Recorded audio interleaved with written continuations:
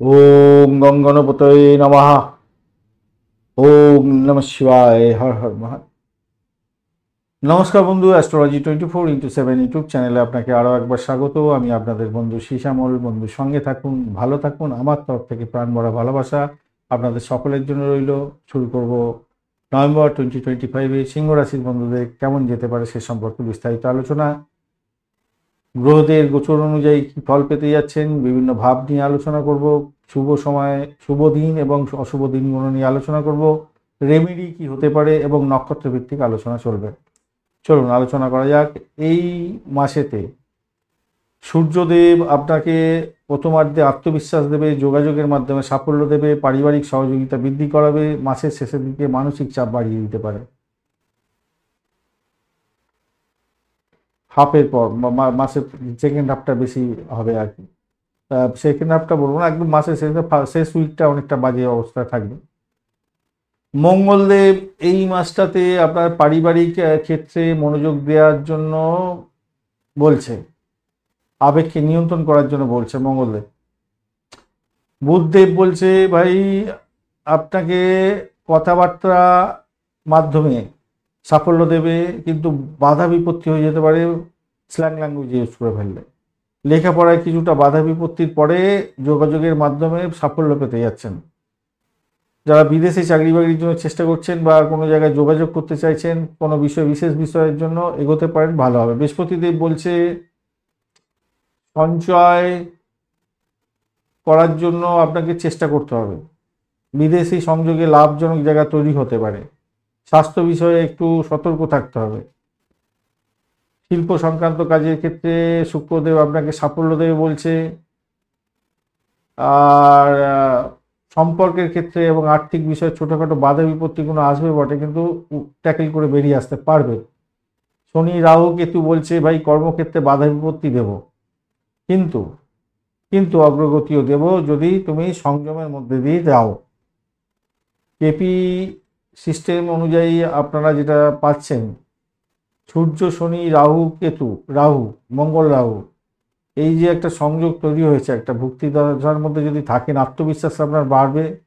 কর্মক্ষেত্রে যতই চ্যালেঞ্জ থাকুক সেইটা অ্যাকসেপ্ট করার জন্য আপনাকে মনস্থির করে নিতে হবে এবং এগিয়ে যান, ভালো হবে। স্বাস্থ্যর ব্যাপারে ভাই আপনাদের ক্লান্তি আসতে পারে, গ্যাস্ট্রিকের প্রবলেম যদি থাকে একটু সতর্ক থাকতে হবে আপনাদের। যাদের হার্টের প্রবলেম তাদের সমস্যা দেখা দিতে পারে। ডায়েটিং করুন, বিশ্রাম নিন যথেষ্ট হবে। শিক্ষার ক্ষেত্রটা আগেই আলোচনা করছি কোন গ্রহ কী দিতে যাচ্ছে। বিশেষভাবে যেটা দেখা যাচ্ছে সৃজনশীল কাজের ক্ষেত্রে, সৃজনশীল পড়াশোনার ক্ষেত্রে অগ্রগতি হতে যাচ্ছে। মনঃসংযোগ হয়তো একটু কমবে। উচ্চশিক্ষার ক্ষেত্রে গবেষণামূলক কাজের ক্ষেত্রে একটু ধৈর্য ধরে চলতে হবে। অর্থের জায়গাটা ইনকাম ভালো হবে, শেষ ভাগে খরচ হতে পারে, সেইটাকে সঞ্চয়ের দিকে মনোযোগ করতে হবে। বৃহস্পতিদেব তো এটাই বলেছে, মূল্যবান সিদ্ধান্ত ধীর গতিতে নিন খরচের ক্ষেত্রে। চাকরির জায়গাটার ক্ষেত্রে কর্মক্ষেত্রে দায়িত্ব বাড়বে, তবে অকারণে বিরক্ত এবং সকলের সঙ্গে ঝুটমুট ঝামেলা পাকিয়ে ফেলতে যাবেন না, আর অফিস পলিটিক্সে জড়াতে যাবেন না। সতর্ক পদক্ষেপ নিতে হবে। পরিশ্রম করছেন, উন্নতির জন্যই পরিশ্রম করছেন, তাই একটু দেখে চলুন, কর্মক্ষেত্রে সাফল্য পাবেন। ব্যবসার ক্ষেত্রে নতুন বিনিয়োগ এড়িয়ে যান এই মাসটাতে। পুরানো ব্যবসায়িক বন্ধু যারা আছেন তাদের ক্ষেত্রে তাদের ক্ষেত্রে ভালো হতে যাচ্ছে, তবে সহকর্মীদের উপর নির্ভর করতে হবে আপনাকে। আইনি বিষয়ে কিন্তু সাবধানতার দরকার আছে, আইনি বিষয়ে ফেঁসে যেতে পারেন। প্রেমের জায়গাটার ক্ষেত্রে প্রেমের গভীরতা বাড়বে, তবে আবেগকে নিয়ন্ত্রণ করুন। সন্দেহ প্রবণতা এই মাসটা আসতে পারে, সেই দিকটা একটু খেয়াল রাখতে হবে। তবে সামগ্রিকভাবে আমি বলবো এইটাকে যদি কন্ট্রোল করতে পারেন তাহলে সৃজনশীলতা বাড়বে এবং আপনার বিচার বুদ্ধি বাড়বে অনেকটা। দাম্পত্য জীবনের ক্ষেত্রে বোঝাপড়া জরুরি আছে এই মাসে। ছোটোখাটো মতবিরোধ চেপে রাখবেন না, আন্ডারস্ট্যান্ডিং করুন, কথাবার্তা বলে সেগুলোকে মিটমাট করে নিন। ছোটোখাটো ভ্রমণ মোটের উপরে শুভ ফল দিয়ে যাবে। পূর্ব দিক বা দক্ষিণ দিকে সফর আপনাদের ক্ষেত্রে শুভ হয়ে যাবে। সন্তানের জায়গাটার ক্ষেত্রে অগ্রগতি দেখা দিতে পারে, ভালো হবে। তাকে প্রেরণা যোগান, প্রতিভার বিকাশ হবে, তার শিক্ষাক্ষেত্রে ভালো। সন্তান সুখী হতে যাচ্ছেন। শুভ দিনগুলো আপনারা পাচ্ছেন 1 তারিখ, 7 তারিখ, 9, 13, 18, 25 এবং 28 নভেম্বর। অশুভ দিনগুলো হচ্ছে 4 তারিখ, 15 তারিখ, 19, 22 এবং 29। এই সময়গুলিতে বিশেষ কোনো কাজ, ইম্পর্টেন্ট গুরুত্বপূর্ণ কোনো ডিসিশন এগুলো এড়িয়ে যাবেন, ভালো হবে। বাদবাকি দিনগুলো আপনাদের অ্যাভারেজ চলতে থাকবে।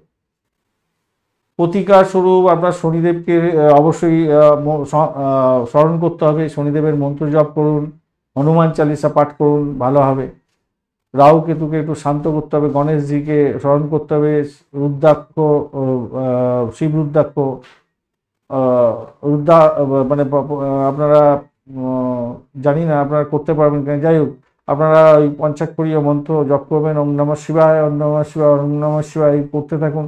যাদের শরীর স্বাস্থ্য খুব খারাপ যাচ্ছে তাদের ক্ষেত্রে বলবো অবশ্যই শিবজির মন্ত্র করতে হবে, মহামৃত্যুঞ্জয় মন্ত্রটা জপ করুন, ভালো হবে, ভালো হবে। লাল রঙের কোনো আপনাদের জানি না আপনাদের পাথর কি বড় আছে, যাই পাথর নিয়ে আলোচনা করব না। চলুন নক্ষত্রগুলোকে নিয়ে আলোচনা করা যাক। নক্ষত্র নিয়ে আলোচনা হচ্ছে গিয়ে মঘা নক্ষত্র যদি হয়ে থাকেন তাহলে আপনার আত্মজাগরণ হতে যাচ্ছে, পারিবারিক ক্ষেত্রে নতুন দায়িত্ব বৃদ্ধির যোগ থাকছে, দায়িত্ব পালন করতে হবে। পূর্ব ফাল্গুনী নক্ষত্রের বন্ধুদের ক্ষেত্রে পরিবর্তনের মাস, মানসিক চাপ বৃদ্ধি পাবে, আইনি বিষয়ে ভীষণ সতর্ক থাকুন, সংযম রাখুন, যোগা প্রাণায়াম করুন স্বাস্থ্যের জন্য। উত্তর ফাল্গুনী নক্ষত্রের বন্ধুদের ক্ষেত্রে কর্মক্ষেত্রে অগ্রগতি নিশ্চিত হতে যাচ্ছে, সামাজিক জীবনে মান সম্মান খ্যাতি প্রতিপত্তি শৃঙ্খলা বজায় থাকছে এবং আপনি সাফল্য পাবেন বলে মনে করছেন। সামগ্রিকভাবে মাসটি অর্থ কর্ম এদিক থেকে মিশ্র হলেও আভ্যন্তরীণ শক্তি আপনার বাড়বে, ঊর্জা বাড়বে, সুযোগ আসবে, সেই সুযোগগুলোকে কাজে লাগাবার চেষ্টা করুন, ভালো হবে।